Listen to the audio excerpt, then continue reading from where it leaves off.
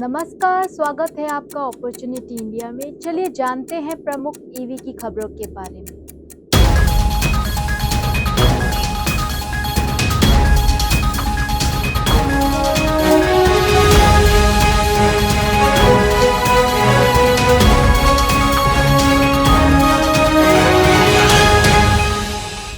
माई टीवीएस ने EV fleet ऑपरेटरों के लिए लास्ट माइल सर्विस शुरू की।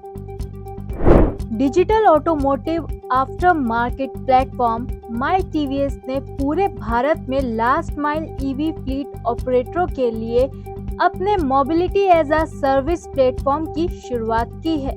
ये प्लेटफॉर्म ओईएम को कई तरह की सेवाएं प्रदान करने की सुविधा देता है, जैसे कि लीजिंग से लेकर real time fleet management, servicing, spare parts management, charging solution और माई टीवीएस चार्जिंग स्टेशनों सहित टेलीमेटिक्स, रोड साइड सहायता, बीमा और टायर मैनेजमेंट।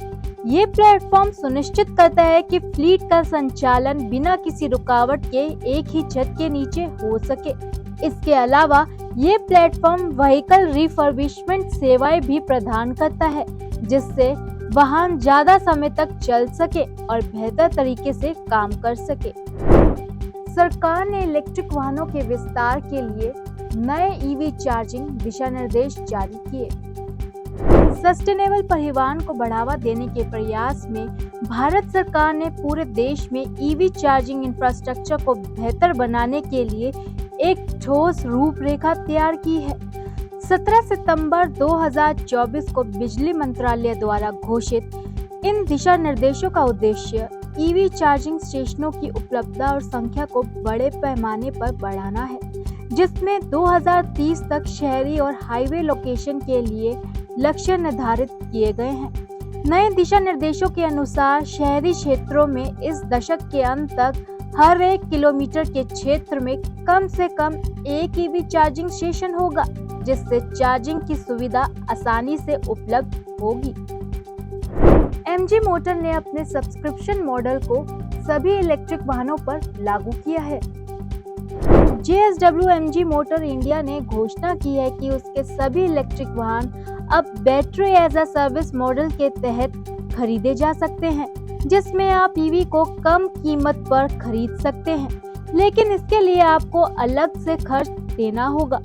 अब कॉमेट ईवी को 4.99 लाख रुपए में खरीद सकते हैं, जबकि इसकी सामान्य एक्स शोरूम कीमत 6.99 लाख रुपए है। ग्राहकों को बैटरी उपयोग करने के लिए हर किलोमीटर पर 2.5 रुपए देने होंगे।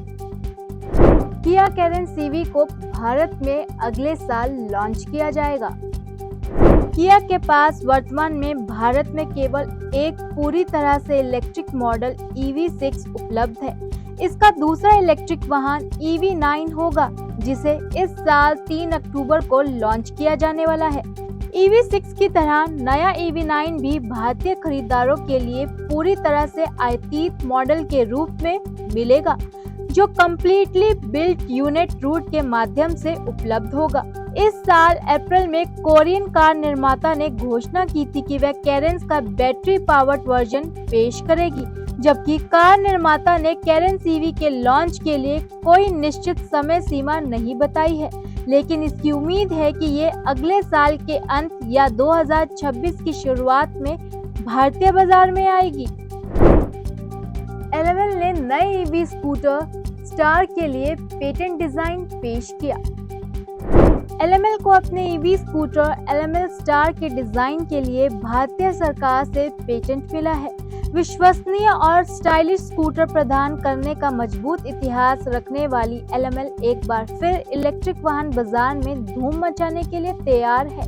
ये पेटेंट एलेवेल की ईवी उद्योग में इनोवेशन के प्रति प्रतिबद्धता को उजागर करता है। ईवी स्कूटर स्टार का डिजाइन क्वालिटी में ब्रांड के भारी निवेश को दर्शाता है, जो इटालियन डिजाइनरों के साथ सहयोग का परिणाम। अब तक की खबरों में इतना ही। ताज़ा जानकारी के लिए जुड़े रहें अपॉर्चुनिटी इंडिया के साथ। धन्यवाद।